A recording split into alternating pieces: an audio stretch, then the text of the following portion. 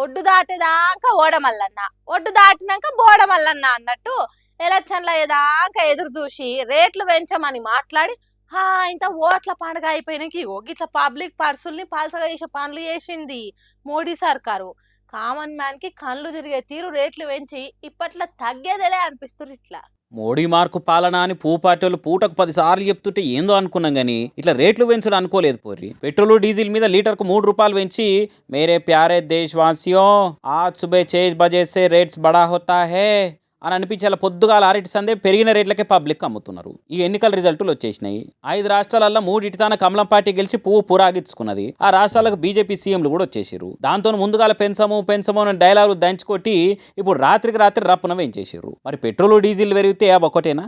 దాంతో లింకున్న ఎన్ని పెరుగుతాయి రేపు కూరగాయలు, పాలు, పండ్లు, పప్పులు, క్యాబ్ల రేట్లు, ఆన్లైన్ డెలివరీ ఛార్జీలు, ఇట్లా ట్రాన్స్పోర్ట్ మీద నడిచే అన్ని అమాంతం పెరిగి మధ్యతరగతి పబ్లిక్ నిద్ర లేకుండా చేస్తాయి. అటు ఊర్లల్లో ట్రాక్టర్లతోనే నా వ్యవసాయం నడిచేది. డీజిల్ రేట్లు పెరిగితే రేపటి నాడు ఖర్చులు పెరిగి రైతులు కూడా రందల పాలే కదా. ఏమనంటే దేశాలు యుద్ధం చేస్తున్నాయి కాబట్టి మన చేతులు ఏం లేదని చెప్తున్నారు సెంట్రల్ బీజేపీ లీడర్లు. మరి రేపటి నాడు యుద్ధం అయిపోయి ఎక్కడిదక్కడ సల్లగైతే ఎప్పటికైనా రేట్లు ఉంటాయి.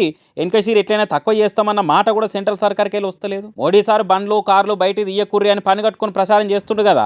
ఇగో ఇట్లా రేట్లు పెరిగితే ఆయన చెప్పవలసిన అక్కరేం లేదు. ఆటోమేటిక్గా జనాలే బండ్ల మీద ఓడి బంద్ చేసి మొత్తానికి మోడీ మాట నిలబెడతారు. కానీ ఏమో పోరా నచ్చేదిన అంటే కామన్ పబ్లిక్ నిచ్చే సచ్చేదినే అన్నట్టే ఉందిగా ముచ్చట అనుకుంటా గులుగా పట్టిరు. బంకుల కాడ పెరిగిన రేట్లతోనే పెట్రోల్ కొట్టించుకుంటున్న పబ్లిక్.